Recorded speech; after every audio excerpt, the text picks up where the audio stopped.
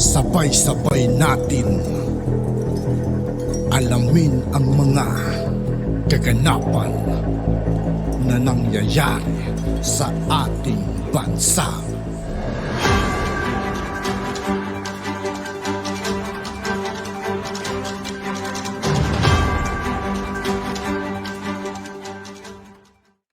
Yo, what's up mga kaibigan? This is I2K po again. Ngayon nandito ulit tayo sa channel ni Pinas News Insider. Dito ulit tayo magbibigay ng komento at reaksyon. Kaya samahan nyo guys, let's go!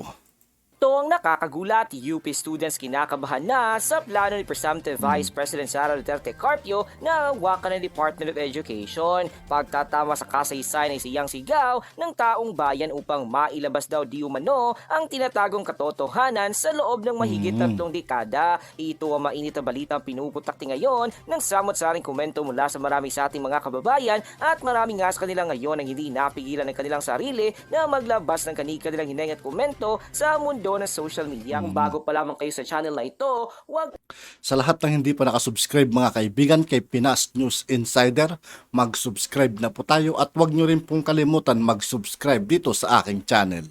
kalimutang i-click ang subscribe at notification bell para mas may update kayo lalo sa lahat pa ng bagong videos na i-upload namin. At yun nga mga kababayan, mainit na pinag-uusapan ngayon sa mundo ng social media ang di mo ni balitang paniguradong kabado na ang mga UP students dahil tiyak na matatanggalan sila ng scholarship kapag ipinagpapatuloy nila yung pagkontra sa gobyerno. Inanunsyo ni Presumptive President Bongbong Marcos Jr. na handa nang umupo bilang kalihim ng Educational Presumptive Vice President Sara Duterte Carpio ilang araw matapos ang ngalalan at paglabas ng unofficial results. Ayon pa sa presidential frontrunner, sumasang-ayon di umano si Vice President Sara Duterte Carpio na maging Secretary of Education ang tanungin di umano niya ito dahil mahirap aniyang trabaho ng isang kalihim. Narito ang ulat na naging anunsyo ni President Bongbong Marcos Jr. na siya namang nagpasabik sa taong bayan. From Manila Bulletin, leading presidential candidate Bongbong Marcos has revealed Davao City Mayor Sara Duterte's preferred position in his prospective cabinet, the Secretary of the Department of Education or DepEd. So in the next few days, we will continue to keep you informed about what's going on. I think I am already authorized by to announce the first nominee that we will be given to the Commission on Appointments when the time comes, should that be proclaimed, and that is that our incoming Vice President has agreed to take the brief of Department of Education or DepEd. He said of Duterte, who served as his running mate in just concluded May 9 polls. Marcos said, so si Inday Sara, sabi niya kaya niya. Tinanong ko na siya kung kaya niya yung trabaho dahil mahirap ang trabaho ng Secretary of Education. So pero nag-agree naman siya. I asked Inday Sara if she can take on the job because the job of Secretary of Education is difficult, but she agreed to accept it. At palagay ko, and I think kasama na dyan dahil this includes that or she is a mother and she wants to make sure that her children are well trained and well educated, and that is the best motivation that we can hope for. So that is the first announcement that I can make, and that has come out of this process, Marcos said.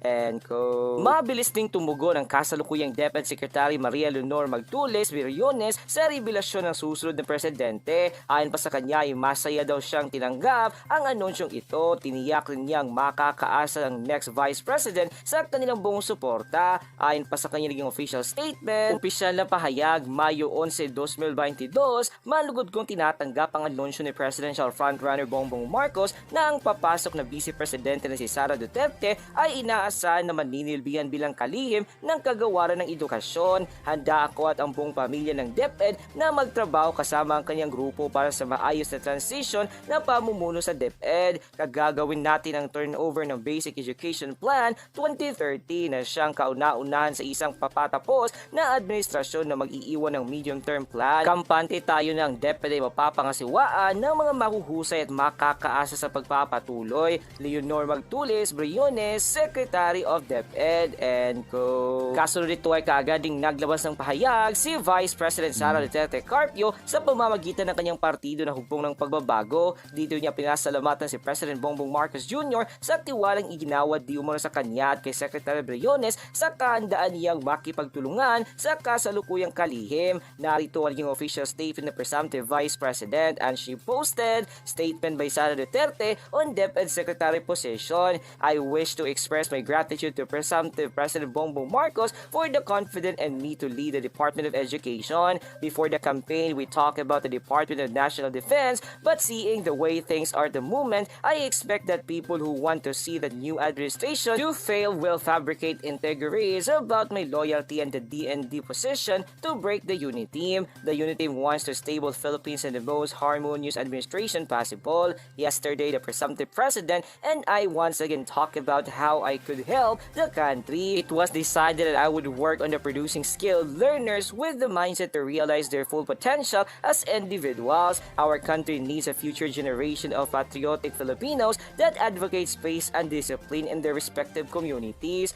Meanwhile, we thank Secretary Leonor Briones and the entire DepEd organization for their readiness to work with our team for the transition of leadership after the proclamation. We recognize the sincerity, hard work, and dedication of Secretary Liling in implementing education reforms under the Duterte's administration. Thank you, and quote. Kasunod ito ay muling nabuksan ang usaping patungkol sa pagtatama sa kasaysayan at ayon pa sa mga batikang istorya na binago ng mga dilawan. Pananawagan pa na marami sa ating mga kababayan ay tama na di umano ito upang wala na di umano kabataan pang matutulad sa mga UP students na mga nakaraan at kumakalaban sa gobyerno. Narito ang ilan sa mga nakikitang direktiba ng taong bayan sa nalalapit na pagkakaupo ng Vice Presidential Frontrunner Inday Sara Duterte Carpio. DepEd Secretary si Vice President Inday Sara. First directive, remove and revise all the anti-Marcos contents in all the schools, textbooks. Second directives, all the subversive Ito na dapat talaga yung panahon para ituwid yung mga